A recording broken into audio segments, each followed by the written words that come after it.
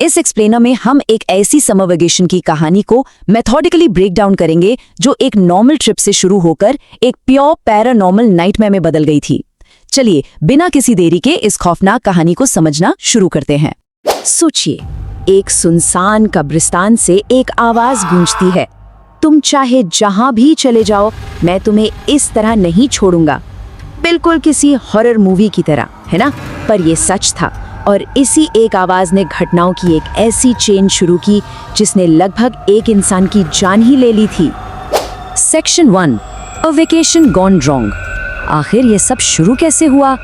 चलिए इसकी टाइमलाइन पर एक नजर डालते हैं कि कैसे एक आम सी ट्रिप बिल्कुल गलत दिशा में चली गई।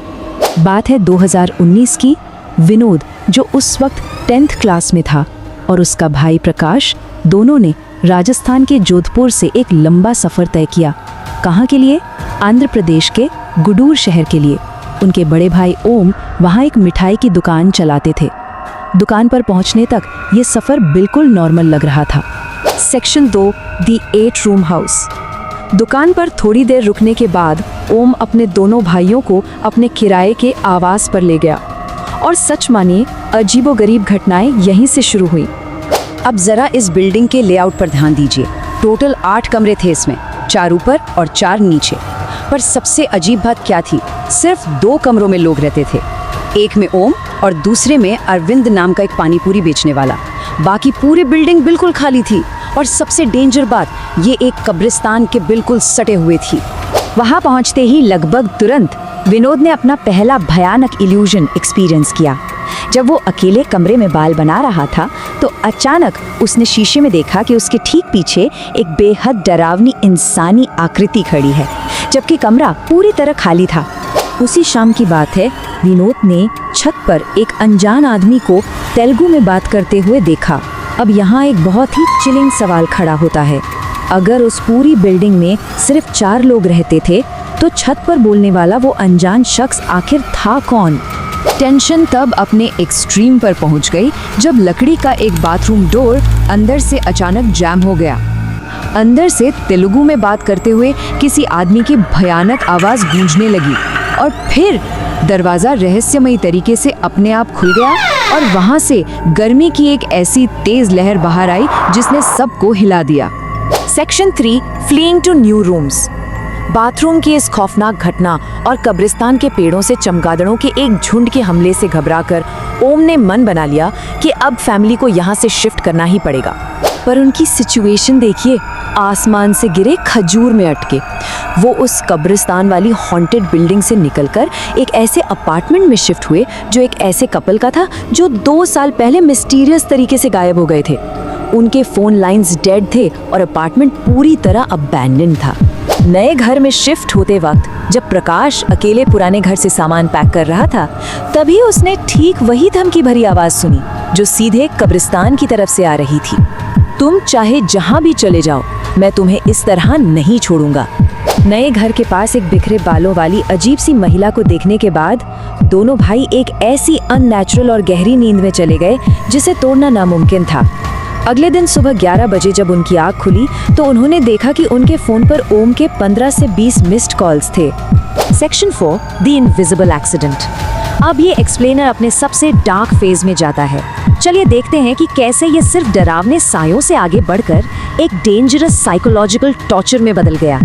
दुकान पर काम करते हुए विनोद ने एक ऐसा खौफनाक सीन देखा जिससे उसकी रूह कांप गई। उसने देखा कि पुराने घर की छत पर जो लंबा आदमी दिखा था उसे एक बस ने पूरी तरह कुचल दिया। पर सबसे शॉकिंग ट्विस्ट क्या था? ये दर्दनाक एक्सीडेंट सिर्फ और सिर्फ विनोद को दिख रहा था। उसके ठीक बगल में खड़े उसके भाई को वहां कुछ भी नहीं दिखा।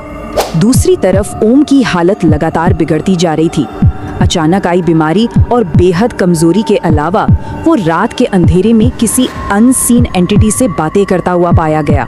और सबसे अजीब बात, अगली सुबह उसे इस बातचीत का एक हिस्सा भी याद नहीं रहता था। Section 5, the 4 spirits. इन सब चीज़ों से विनोद इतना डर गया था कि उसकी मेंटल हेल्थ के लिए उसे वापस राजस्थान उसके गांव भेज दिया गया। और वहीं जाकर इन भाइयों के साथ हो रहे इस पूरे टॉर्चर के पीछे का खौफनाक सच आखिरकार सामने आया। गांव पहुंचने पर विनोद के मामा ने, जो इन चीजों के जानकार थे, एक होश उड़ा देने वाला सच बताया। उनकी इन्वेस्टिगेशन के मुताबिक कोई एक नहीं बल्कि 4 अलग अलग आत्माएं उन्हें हॉन्ट कर रही थीं। 2 आत्माएं उस कब्रिस्तान और पुरानी बिल्डिंग से थी और बाकी 2 नए अपार्टमेंट वाले मिसिंग कपल की थी, जिनमें से एक उस आदमी की आत्मा थी जिसे बस ने कुचला था और दूसरी उसकी पत्नी की जिसने सुसाइड कर लिया था। तो अब सबसे बड़ा कैच ये था कि आखिर ओम को ही सबसे ज्यादा अटैक क्यों किया गया। इसका जवाब बहुत सिंपल था। विनोद और प्रकाश दोनों के गले में हनुमान जी के लॉकेट्स थे जो एक सेफ्टी शील्ड का काम कर रहे थे, पर ओम का लॉकेट काम के दौरान कहीं खो गया था, जिसने उसे इन आत्माओं का सबसे वल्नरेबल और आसान शिकार बना दिया। ओम की कंडीशन एक जानलेवा लेवल पर पहुंच गई थी। उसने आखिरी उम्मीद में अपनी माँ को फोन पर बताया कि उसका शरीर पूरी तरह सूख रहा है, खून की उल्टियां हो रही हैं और अनसीन फोर्सेस उसे फिजिकली उस शहर से बाहर निकलने ही नहीं दे रही हैं।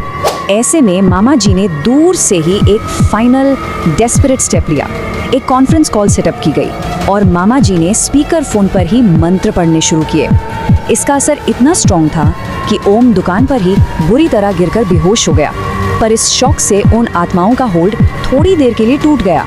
ओम ने मौका देखा, ट्रेन पकड़ी और भागकर अपने मामा के गांव पहुंचा, जहां आखिरकार मामा ने उन आत्माओं को एक पेड़ से हमेशा के लिए बांध दिया। गुड़ुर की वो मिठाई की दुकान आज भी परमानेंटली बंद पड़ी है और ये पूरा इंसिडेंट हमें एक बहुत ही हॉन्टिंग सोच के साथ छोड़ जाता है। क्या हमारे आसपास मौजूद ये अदृश्य शक्तियाँ वाकई हमेशा के लिए बंद हो जाती हैं, या फिर वो बस चुपचाप इंतज़ार करती हैं कि कब किसी की सुरक्षा हटे और उन्हें अपना अगला शिकार मिल जाए। इस एक्सप्लेनर को यहीं ख़त्म करते हैं। ध्यान रखिए,